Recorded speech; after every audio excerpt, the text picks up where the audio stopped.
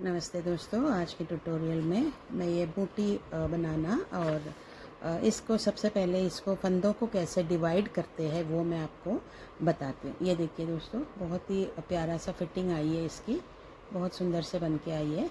बिल्कुल 6 महीने बच्चे की बूटी लिया है मैंने ये।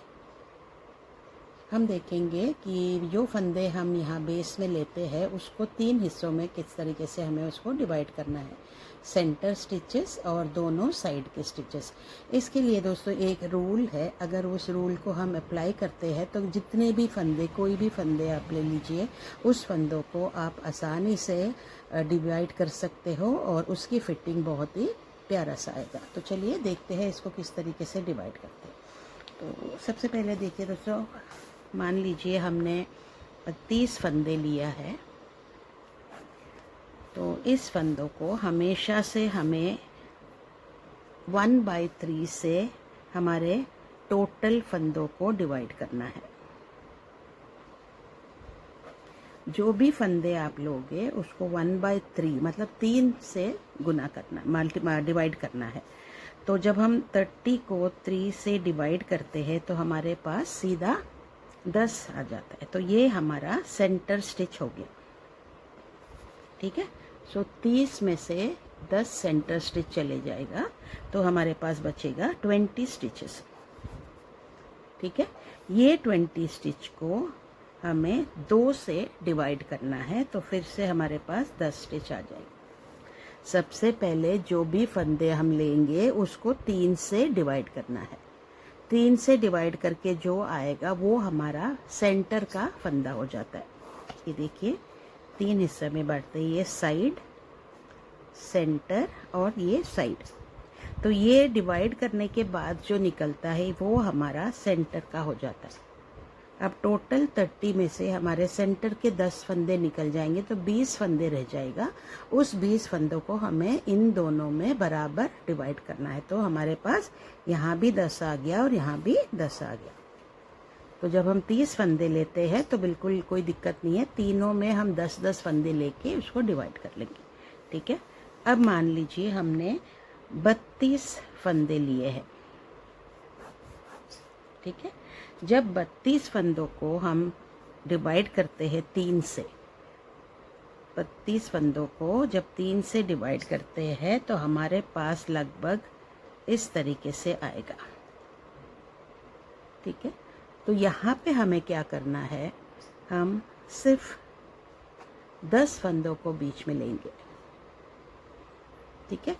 सो 32 में से 10 फंदे हमारे सेंटर के चले जाएंगे तो बचेगा हमारे पास 22 फंदे, ठीक है।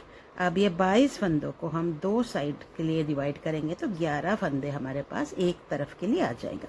तो हमारा ये डिवीजन कैसे होगा, बीच में था हमारा 10, इधर 11 और इधर 11। अब इन तीनों को जब हम टोटल करते हैं तो हमारे पास 32 फंदे आ जाते हैं, ठीक है दोस्तों।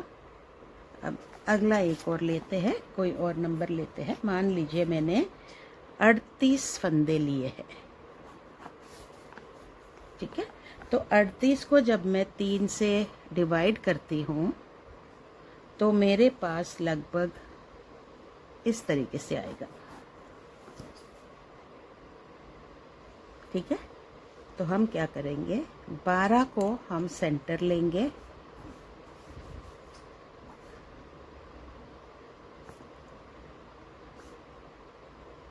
बारह फंदों को मैंने सेंटर में ले लिया। अब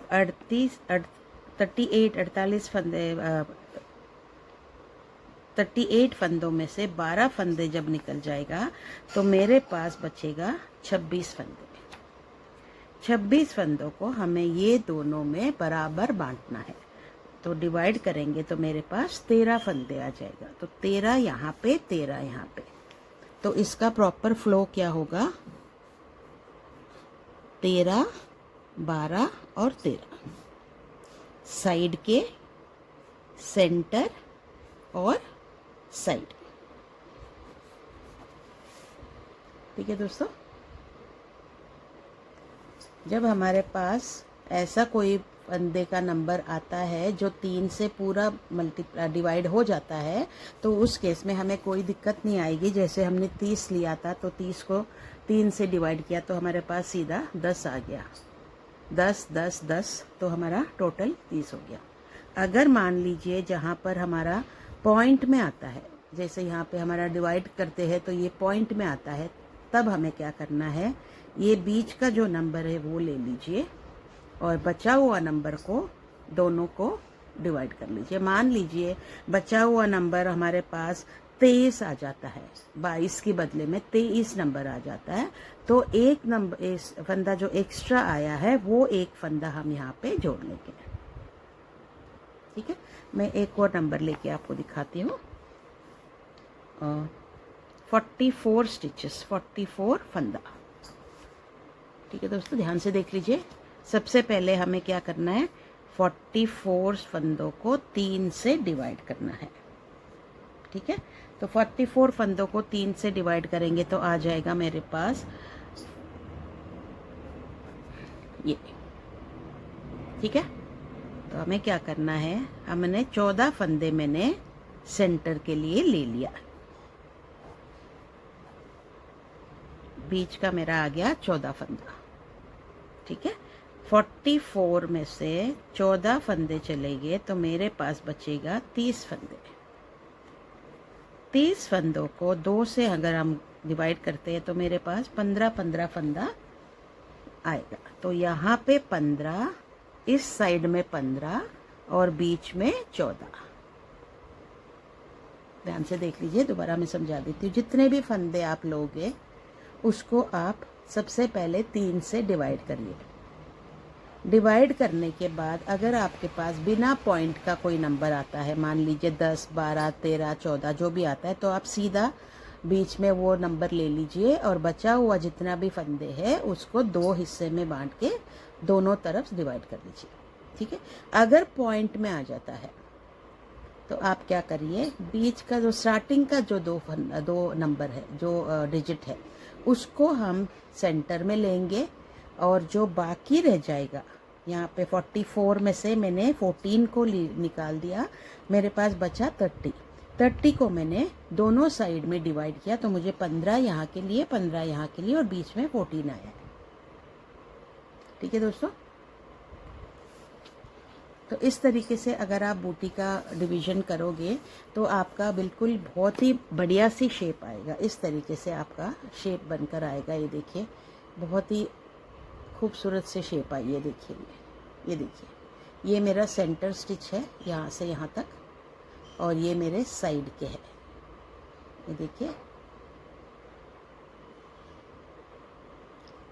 तो इस रूल को फॉलो करके हमें अपनी फंदों को, जितने भी फंदे हमने स्टार्टिंग में लिया है, उस फंदों को जब भी बूटी बनाते हैं, किसी भी साइज़ का बनाते हैं, तो हमें हमेशा यहाँ तक हम डाल देते हैं। वो मैं आपको अगली वीडियो में आपको मैं बताऊंगी कि किस तरीके से इसको डिवाइड करने के बाद हम किस तरीके से ये बीच के फंदों को साइड के फंदों से जोड़ा जाएगा।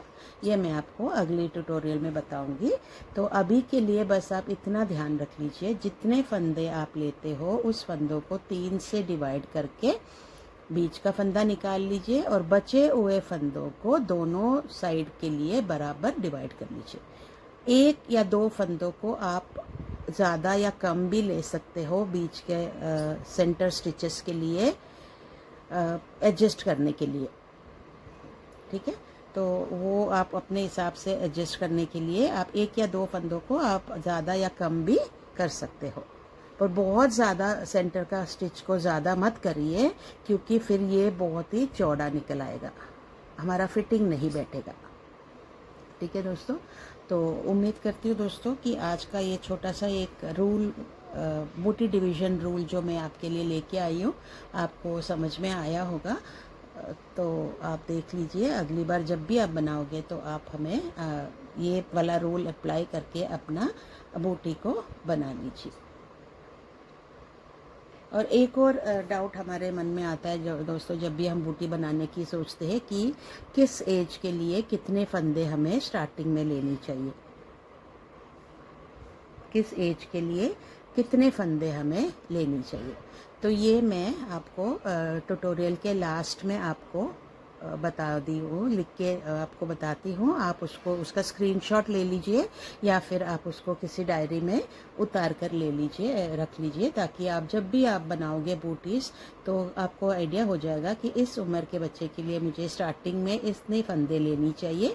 फिर उस फंदों को जब डिवाइड करने का बारी आता है, यहाँ पे ये कंप्लीट होने के बाद हमारा डिवाइड का जब बारी आता है, तो आप ये वाला जो रूल मैंने आपको समझाया है, इस रूल को आप अप्लाई करके अपना बूटी को कंप्लीट कर सकते हो। ठीक है दोस्तों, तो चलिए दोस्तों, उम्मीद करती हूँ आज का ट्यूटोरियल आपको समझ में आया होगा, और बिगिनर्स के लिए तो ये बहुत ही हेल्प रहेगा ये। दोस्तों, अगर आप मेरे ट्यूटोरियल में या मेरे चैनल पे पहली बार आए हो तो प्लीज़ सपोर्ट कीजिए, सब्सक्राइब करके हमें सपोर्ट कीजिए, और लाइक, शेयर और कमेंट भी ज़रूर डालिए।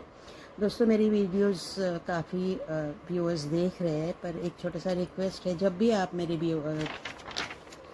ट्यूटोरियल्स को देखते हो, वीडियोस को देखते हो, तो एक छोटा सा एक कमेंट ज़रूर डालिए दोस्तों। बहुत सारे व्यूअर्स एक लाइक बटन दबा देते हैं, तो बहुत थैंक यू सो मच उसके लिए। और अगर आप एक छोटा सा एक कमेंट डालते हो तो हमें और भी अच्छा लगेगा। बिल्कुल एक छोटा सा एक कमेंट ज़रूर डालिए जब भी आप लोग हमारे वीडियोस देखते हो। तो चलिए दोस्तों, मिलते हैं अगली वीडियो में। मैं इसका डिवीज़न करने के बाद ये बीच का फंदा और साइड का फंदों को किस तरीके से जोड़ा जाता है, ये देखिए, ये सिला हुआ नहीं है, ये साथ साथ जुड़ के इसको निटिंग किया हुआ है। तो ये मैं आपको अगले ट्यूटोरियल में बताऊंगी। ठीक है दोस्तों, thank you for watching my videos दोस्तों, बाय बाय।